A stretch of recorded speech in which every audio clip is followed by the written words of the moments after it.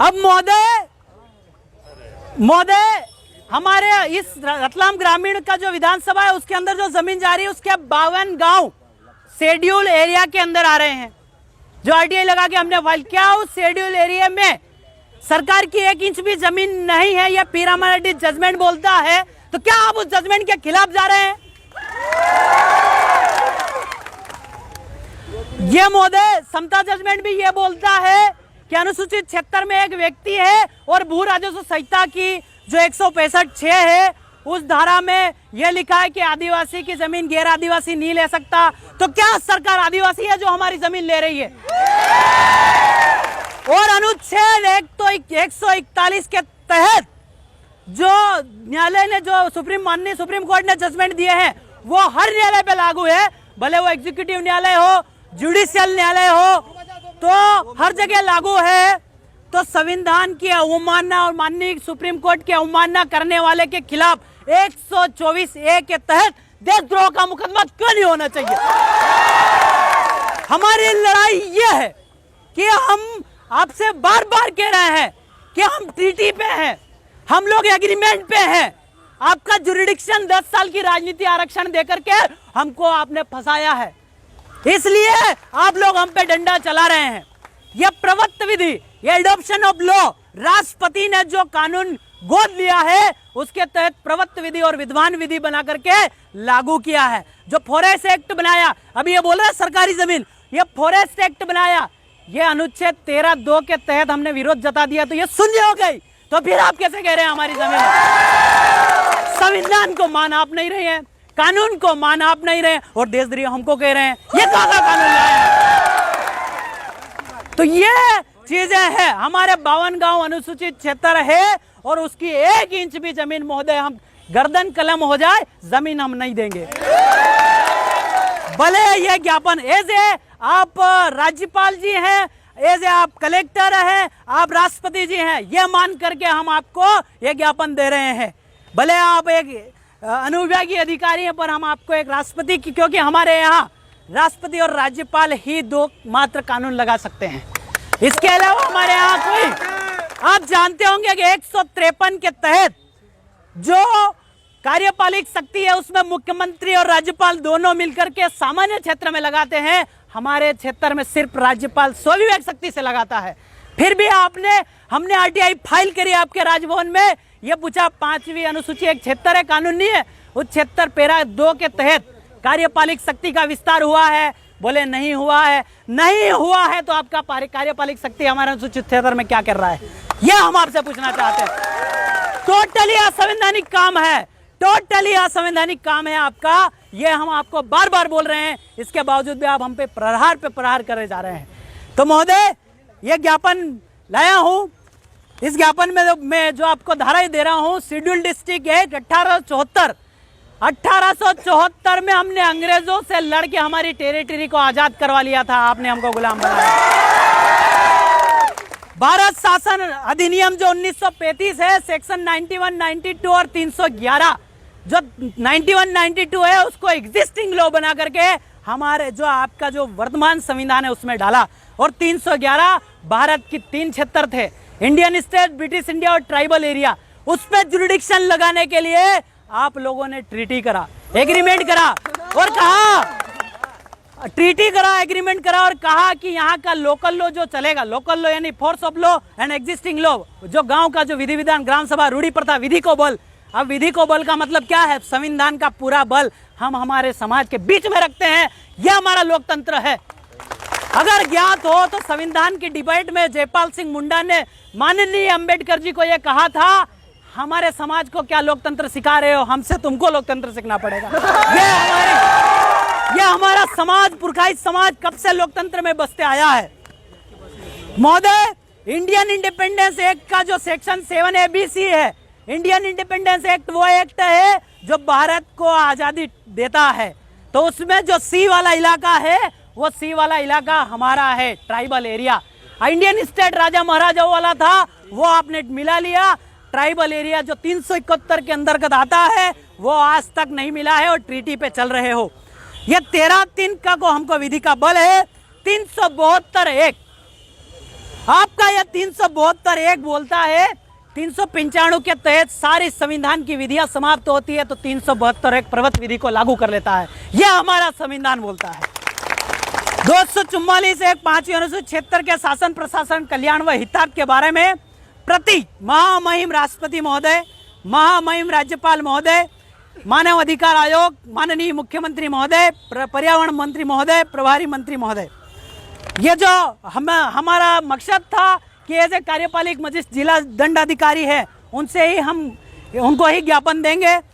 Schedule district 1874 ये आपका संदर्भ हुआ। विषय है महोदय कि मेगा टेक्सटाइल पार्क के लिए प्रस्तावित औद्योगिक निवेश क्षेत्र से संबंधित जमीन 5वीं अनुसूची 76 में बिना ग्राम सभा के सहमति से प्रस्तावित निवेश क्षेत्र को अविलंब निरस्त करे या संबंधित कानून बोले उसके तहत आपका डंडा ले जाइए।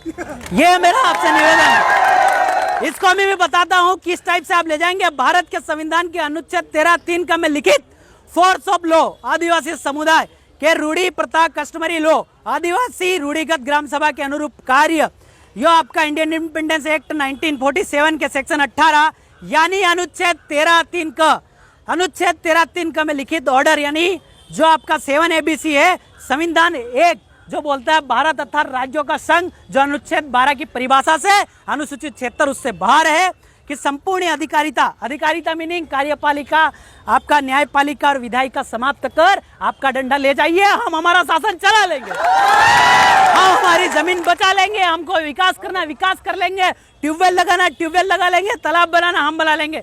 तुमको कोई अधिकृत नहीं है यहाँ, क्योंकि आप लोग हमारे जो बक्सवा क्षेत्र है उसकी भी जमीन आप लोगों ने छीनी, अब बस्तर है वहां की भी जमीन छीन रहे हैं आप, वो भी हमारा ही खून है। महोदय सविनय निवेदन है कि आपके कार्य क्षेत्र अनुसूचित 76 अंतर्गत जो भारतीय संविधान के 5वीं अनुसूची 244 एक क्षेत्र के अंतर्गत आता है, इसमें महोदय मैं आपको बता दूं कि ब्रिटिश सरकार भी हम पे डंडा नहीं चला पाई थी और आप हमारे खिलाफ डंडा लेके आ गए। ये गलत है महोदय। तो 1874 लागू कर स्थानीय कानूनों को यथावत रखा गया। तत्पश्चात इन्हीं जनजातीय क्षेत्रों को भारत शासन अधिनियम 1935 में भाग 91, 92 तथा 311 के तहत विशेष संरक्षण प्रदान किया गया। ब्रिटिश सरकार ने देश छोड़ने के पूर्व उक्त जनजातीय क्षेत्रों की पारंपरिक संपूर्ण कार्यपालिका विधायिका और न्याय व्यवस्था को भारतीय स्वतंत्र अधिनियम 1947 के भाग 7 ABC में करार संधि के साथ भारतीय संविधान के अनुच्छेद 13(3) का एवं 372 में विशेष रूप से विधि का बल दिया है। यानी कि संविधान हमारे क्षेत्र में हम संविधान भी चला सकते हैं जिसको रूढ़ी प्रथा और ग्राम सभा बोलते हैं।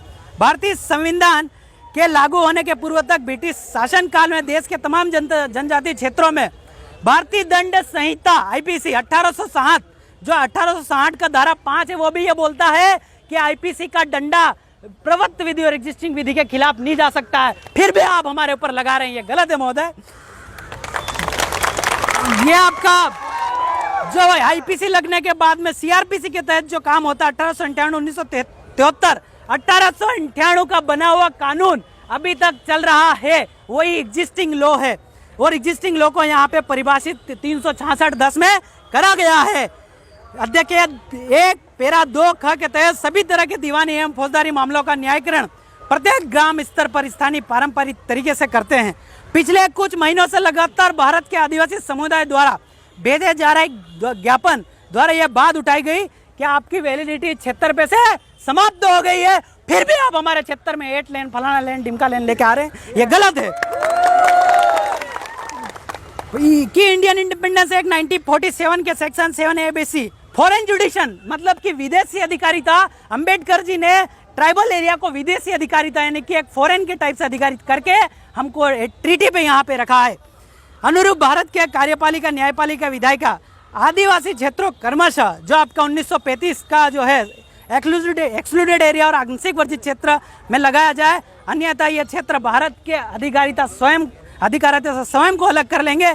जैसा कि ज्ञात है, प्रतिभा पाटिल राष्ट्रपति महोदय के समय 8-9 नवंबर 2019 की जो बैठक हुई थी उसका रिजल्ट आया था कि राज्यपाल के राष्ट्रीय आदिवासी अनुसूचित जनजातियों के हेतु सम्मेलन के संविधान के अनुच्छेद 244(1) के प्रावधान अनुसूची पैराग्राफ 3 के अनुसार राष्ट्रपति के कार्यालय में एक बार होता है। विस्तार पूर्वक जानकारी देते हुए महोदय ये बताना चाहते हैं कि अंग्रेजों ने 3 तरह की शासन व्यवस्था चलाई थी और प्रतिभा पाटिल जी के सामने 26 राज्य के राज्यपाल ने ये कहा था कि अनुसूचित जनजाति पे किसी तरह का कोई 1950 का जो डंडा है वो नहीं चलता है। तो फिर भी आप हम पे लगा रहे हैं, ये कैसे लगा रहे हैं? ये टोटली अनकॉन्स्टिट्यूशनल और असंवैधानिक है।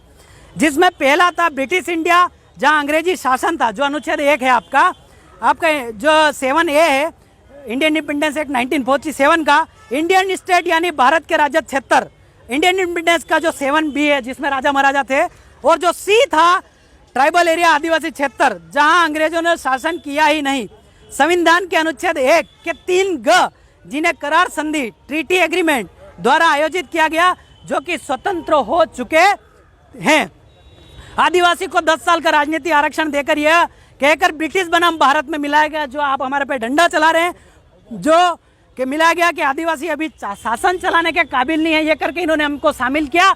तो मैं ये बोलता हूँ हम अभी शासन चला सकते हैं, आप लोग ले जाइए आपकी फैक्ट्री। 10 सालों के लिए आप हमें अनुच्छेद 334 द्वारा, ये हम अनुच्छेद भी इसलिए बता रहे हैं कि आपका डंडा फिर से गलती न कर बैठे। महोदय ये जो करार है अनुसूचित क्षेत्र वर्सेस भारत शासन की अधिकारिता में हुआ है, जिसमें आपकी सरकार की संपूर्ण अधिकारिता की वैलिडिटी हमारे क्षेत्र पे समाप्त, क्षेत्र में सारी कार्यपालिक शक्ति न्यायपालिक करार के माध्यम से चल रही है। इस व्यवस्था में हम काफ़ी समस्याओं का सामना करना पड़ा है। श्रीमान जी से निवेदन है कि हमारे समस्या का समाधान करें, अन्यथा आपकी अधिकारिता आपके क्षेत्र में ले जाइए। महोदय ये जो समस्या है ये हमको प्रकाशित हुई थी दिनांक 26/6/2021 के समाचार पत्र दैनिक भास्कर में छपी खबर ने हमें एक मृत रूप दे दिया और हमारे जीवन पर सवाल खड़े कर दिए।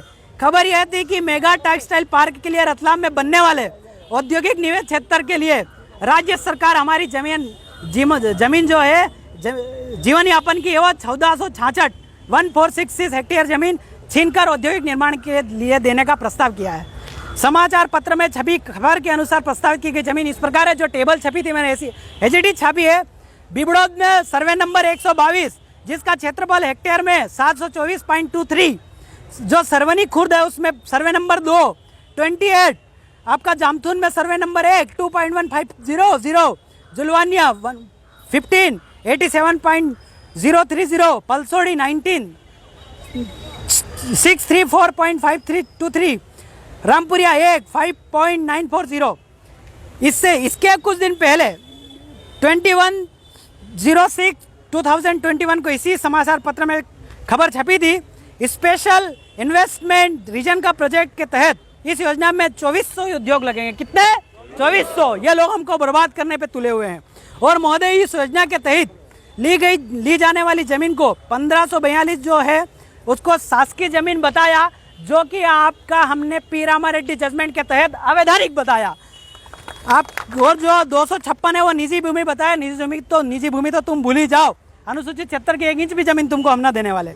महोदय संबंधित क्षेत्र में 52 गांव अनुसूचित क्षेत्र ही है। मैं नहीं बोल रहा हूँ, ये 1950 का स्टेट ऑर्डर निकला था जिसको राजपत्तर बोलते हैं, गेजेट, जो कि अनुसूचित क्षेत्र में कलेक्टर महोदय का भी गेजेट नहीं निकला हमको राज करने के लिए। ये माननीय गोपाल जी डाट ने हमको बहस के दौरान हमने पता भी कर लिया और हमें पढ़ा भी है, जिसमें कुछ गांव का नाम लेता हूं: गोपालपुरा, रामपुरिया, जुलवानिया, पलसोड़ी, भंवरगढ़, ढोलावाड़, राजपुरा, दंतोड़ा, लालगुवाड़ी, पलास, पिपलोदी, भिलखड़ी, झरखड़ी, सरवड़ आदि ऐसे 52 गांव अनुसूचित क्षेत्र रूप में परिभाषित है। मैं आपसे महोदय कहना चाहता हूं कि ये तहसील बांटना और खेल बंद करिए। हमारा क्षेत्र सेलाना में लगता, पिपलोदा सेलाना में लगता था, आपने ये खेल करके हमारा क्षेत्र अनुसूचित क्षेत्र में नहीं है ऐसा दिखा रहे हैं। यह भी असंवैधानिक है।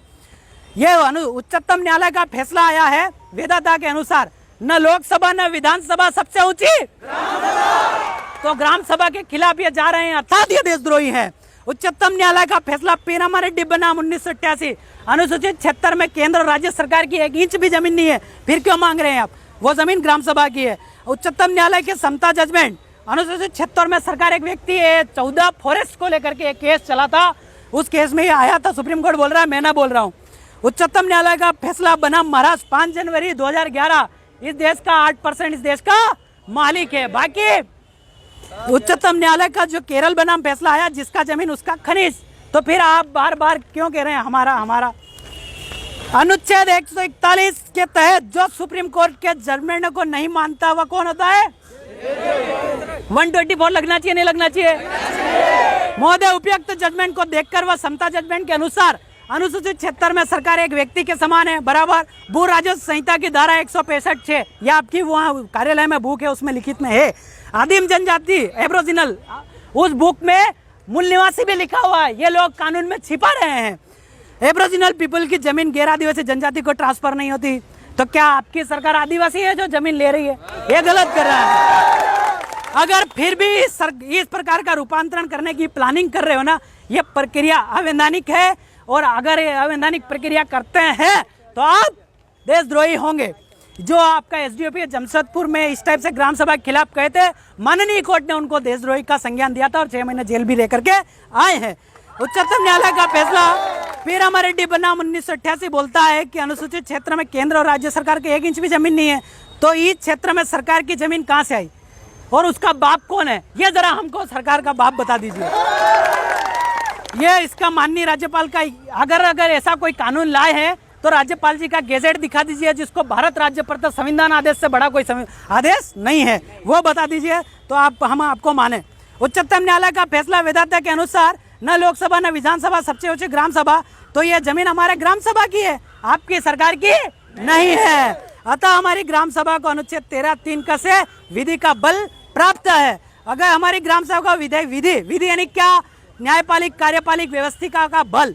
अगर इन 70 सालों में ग्राम सभा विद्यमान विधि या प्रवत विधि को कमजोर करने के लिए कोई संशोधन बना है तो अनुच्छेद 13(2) आप पढ़ लेना के तहत आदिम जाति जनजाति ने जो विरोध किया उसके तहत शून्य हो गया। फिर भी आप हम पे डंडा चला रहे हैं।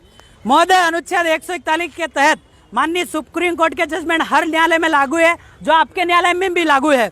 अगर कोई न्यायालय के जो कोई कार्यालय मानने से इनकार करता है तो आईपीसी की धारा 124(a) के तहत आप देशद्रोही हैं, अर्थात फिर भी हमारी जमीन लेने की कोशिश की तो हमारी ग्राम सभा आपको क्या बोलेगी?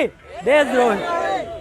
महोदय, ये एक जन आंदोलन है, क्योंकि इस निवेश क्षेत्र में जो कंपनी आ रही है उससे हर जाति और हर वर्ग का नुकसान है। इस निवेश क्षेत्र से बनने वाले उद्योग से उत्पन्न होने वाली भयानक जानलेवा समस्या इस प्रकार है, क्योंकि इस निवेश क्षेत्र में जो कंपनी आ रही है वो हर जाति और हर वर्ग का नुकसान कर रही है कि नहीं कर रही? पर्यावरण का नुकसान, कंपनी लगने से पूरा पर्यावरण नष्ट हो जाएगा, जिससे पूरे रतलाम जिले और शहर को ऑक्सीजन की कमी होगी, जो अभी तुम ढूंढते फिर रहे थे कोरोना काल में और हमारे गांव वाले पेड़ के नीचे ले रहे थे।